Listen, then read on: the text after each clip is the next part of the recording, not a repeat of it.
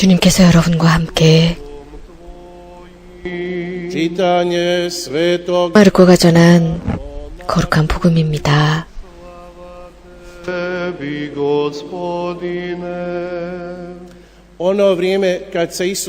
그때 예수님께서 배를 타시고 건너편으로 가시자 많은 군중이 그분께 모여들었다. 예수님께서 호숫가에 계시는데 야이로라는 한 회당장이 와서 예수님을 뵙고 그분 발 아래 엎드려 제 어린 딸이 죽게 되었습니다.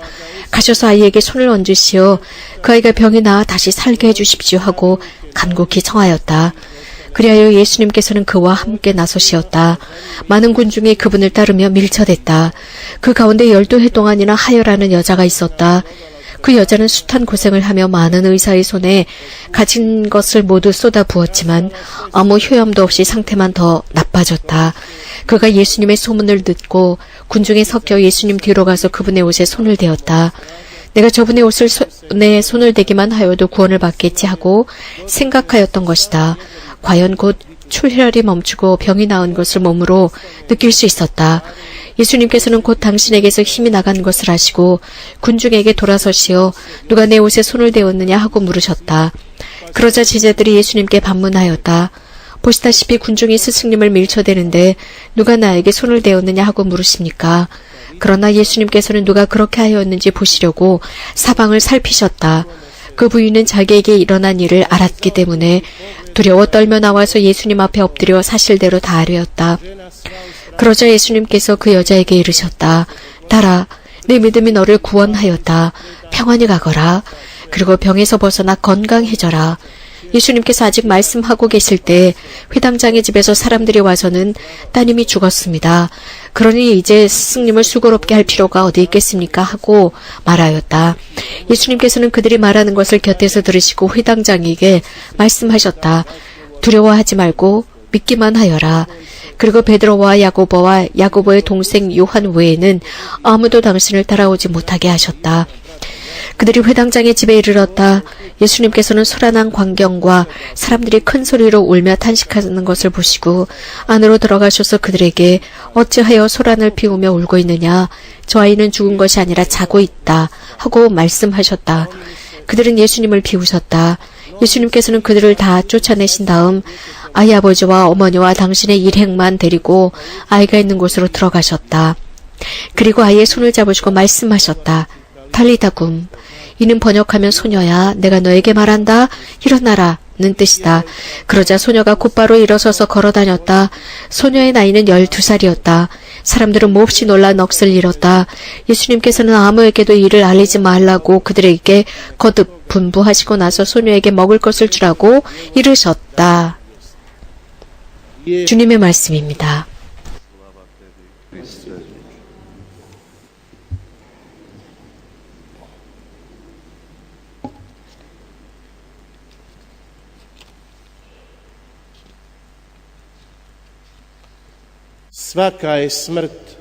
지나는 형제자매 여러분, 모든 죽음은 고통스럽고 슬픔이다. 그래서 인간의 마음이 이것을 받아들이기가 참 어렵고 큰 상처를 남깁니다. 특별히 자식들이 부모보다 먼저 앞서갈 때입니다. 그런데 예수님께서 그 아이로의 집으로 들어갔습니다.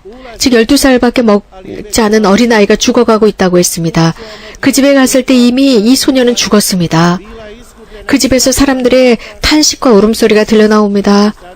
모든 희망을 잃었기 때문입니다. 그리고 예수님께서 정말 이 아이가 죽기 전에 오셨으면 하는 탄식도 있었을 겁니다. 그 사람들의 탄식을 보고 연민을 느꼈습니다. 그 중에서도 그 부모를 앞서, 즉 자식을 앞서 보낸 부모의 고통을 보십니다. 그리고 기도하십니다. 그리고 생명을 불러내는 탈리타 쿰이라는 말씀을 하십니다. 일어나라 소녀야. 모든 것, 심지어는 죽음까지도 그분 앞에 복종합니다. 소녀가 이 소리를 듣자마자 눈을 크게 뜹니다. 그리고 예수님께서는 깨어난 아이를 부모에게 돌려줍니다. 부모들은 이 사실을 믿을 수가 없었습니다. 너무나도 경이로운 미팅이었습니다. 죽음과 삶 속에 있었던 그분이 생명으로 그 아이를 끌어냈습니다. 나자렛의 예수님이십니다. 죽었던 아이가 살아났습니다. 그렇습니다. 죽음으로 모든 것이 다 끝납니다. 그러나 그것이 마지막은 아닙니다. 죽음이라는 말은 곧 생명이라는 뜻입니다. 죽음이라고 하는 것은 새로운 생명의 문을 여는 관문에 불과합니다. 분명히 죽음이라고 하는 그것은 가장 큰, 즉 인간의 삶의 가장 큰 적대자일 수 있습니다.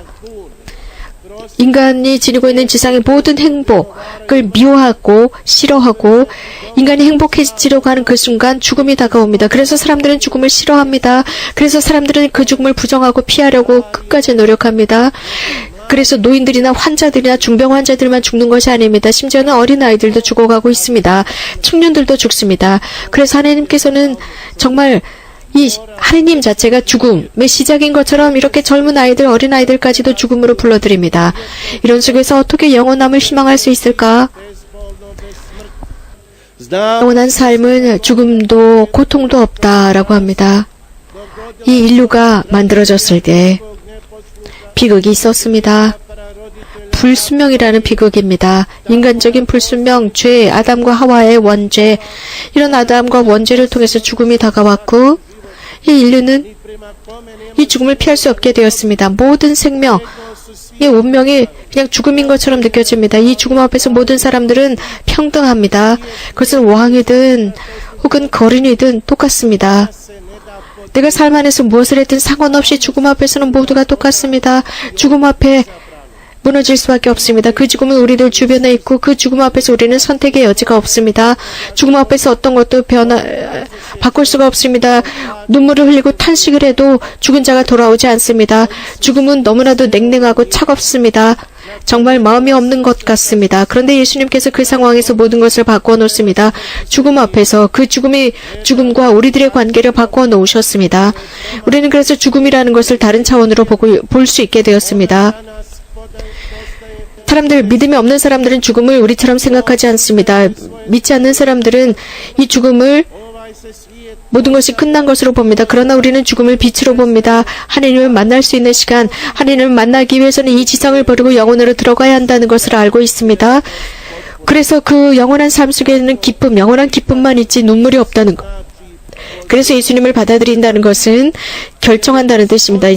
인생을 위한 결심입니다. 주님께서 우리에게 오셨고 그래서 우리들에게 생명을 주시기 위해서 오셨다고 했습니다. 무한한 삶을 주시기 위해서 오셨다고 했습니다. 그래서 인간적인 지상의 삶은 즉 그리스도교 신자들에게 있어서 이 지상적인 삶은 이 생명을 위한 섬김의 시기입니다. 영원함이라고 하는 것은 우리들로부터 멀리 있는 것이 아닙니다. 혹은 추상적인 것도 아닙니다. 죽음 이후의 것도 아닙니다. 이미 영원한 삶은 모든 영원한 안에서 이미 시작이 되었습니다. 즉 세례성사를 통해서 새로 태어난 사람들 속에 이미 존재하고 있습니다. 이미 영원한 삶의 그 뿌리가 양분을 얻고 있는 것입니다. 그렇기 때문에 절대로 이 영원한 삶이라는 뿌리는 시들거나 말라버리지 않습니다. 모든 사람들은 생명을 받는 그 순간부터 이러한 영원한 삶이라는 뿌리에게 양분을 주어야 합니다. 그리고 그 빛을 계속 키워나가야 합니다. 그래서 어느 날인가 이 빛을 통해서 영원한 삶 속에서 살아갈 수 있습니다. 지상 삶은 그렇기 때문에 이런 영원한 삶을 위해서 영원한 생명, 영원한 삶인 것처럼 살아야 합니다. 즉 준비를 해야 합니다. 많은 사람들은 죽음 이외에 어떤 아무것도 없다라고 생각하는 사람들이 참 많습니다. 죄 중에 살고 있기 때문에 죄라고 하는 것은 우리들에게 이 죽음을 더 무서워하게 합니다. 죽음이라고 하는 것은 육체적인 죽음일 뿐입니다. 영혼은 죽음 이후에 훨씬 더 생기를 얻을 수 있습니다. 그래서 이 죽음이라는 어떤 관문을 통과함으로써 예수 그리스도를 만날 수 있습니다. 죽음을 만들었다고 창조했다고 해서 하느님을 비판할 이유는 없습니다. 왜냐하면 죄를 통해서 죽음이 이 세상에 들어왔고 그 죄가 이 세상을 지배하게 되었습니다. 이런 것들 속에서, 이런 상황 속에서 우리가 변화시킬 수 있는 것은 극소수에 불과합니다. 하지만 우리는 이 지상 삶 속에서 하느님을 만날 수 있는, 그리스도를 만날 수 있는 준비를 철저히 하는 것입니다. 물론 죽음은 오게 되어 있습니다. 모두에게 오게 되어 있습니다. 피할 수도 없습니다. 그러나 그 죽음이 예수님을 만나는 것을 방해할 수는 없습니다. 교회 여러분,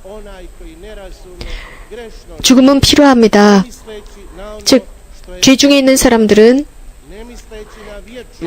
이 영원한 삶을 위해서 죽음이 필요 없다라고 생각할 수도 있습니다. 영원한 삶도 필요 없다라고 생각할 수 있습니다.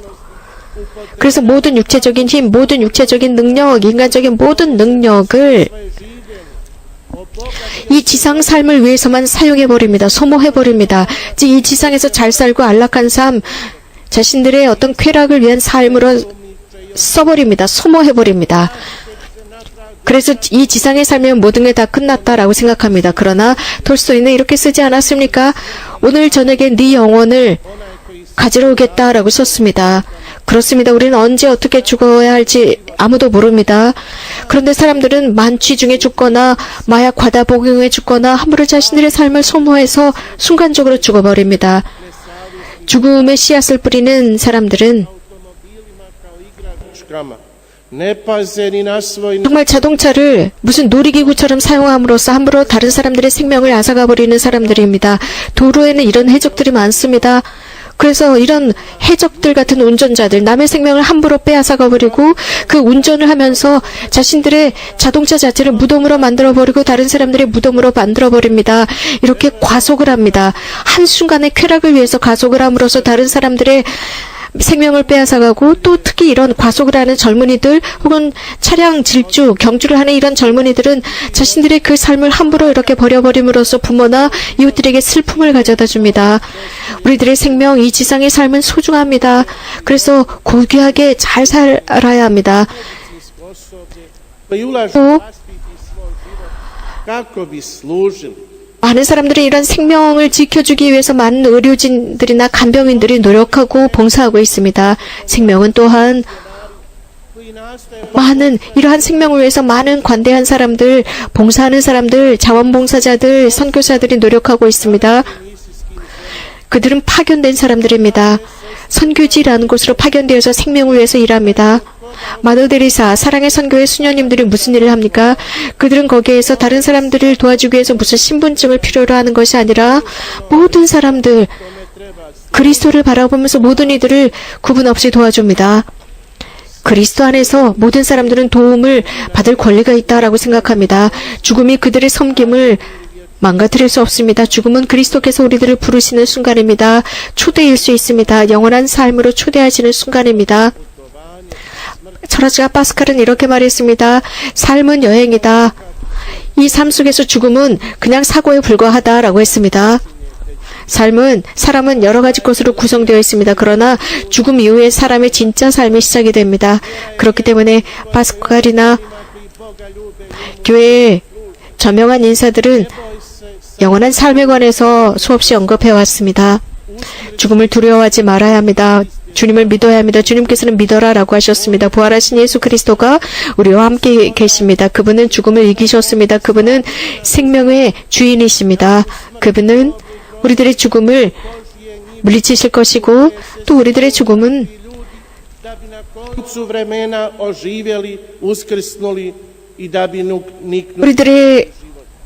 그리스도를 통해서 다시 부활할 것입니다. 새로운 생명으로 싹을 틔울 것입니다. 오늘 복음에서는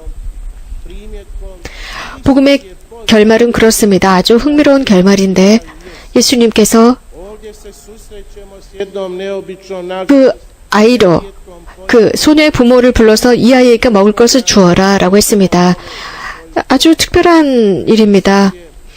주로 예수님께서는 저 아이에게 먹을 것을 주어라, 그 아이에게 생명을 불어넣은 뒤에 먹을 것을 주라고 했습니다. 그 기적을 보고 사람들은 굉장히 기뻐하지만 그 순간에 그 아이를 사람들은 기억하지 못합니다. 그런데 예수님께서는 그 아이가 배고파하는 것을 알고 먹을 것을 주라고 합니다. 우리는 여러 가지 많은 사건들을 겪습니다. 그 사건들이 우리들 때문에 오는 경우가 많습니다. 누군가가 일을 잘했고 누군가의 어떤 선행을 통해서가 아닙니다. 인간의 마음 안에서 일어납니다. 예수님께서는 정말 많은 기적들을 행하셨습니다. 그러나 바리사이들은 그런 것들을 싫어했고 보고 싶어 하지도 않았습니다. 장님이었던 사람, 그 사람은 회당에서 쫓겨났습니다. 그는 예수님이라고 끝없이 불렀습니다.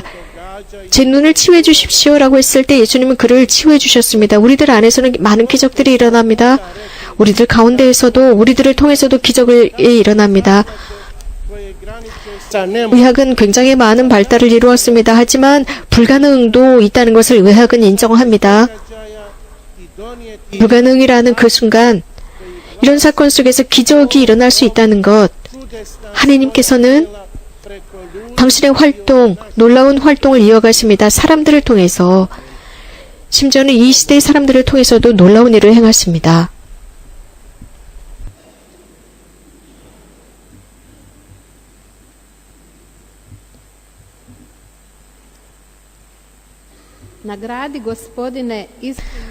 주님, 모든 그리스도교 신자들의 참 신앙의 보상을 주소서. 주님, 어려움을 무서워하지 않게 하소서. 주님, 서로가 서로에게 죄를 짓지 않게 하소서. 주님,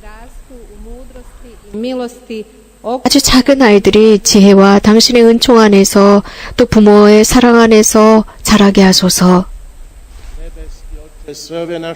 천상 아버지, 저희들이 봉헌한 이 모든 기도를 우리 주 예수 그리스도를 통하여 비오니 들어주소서.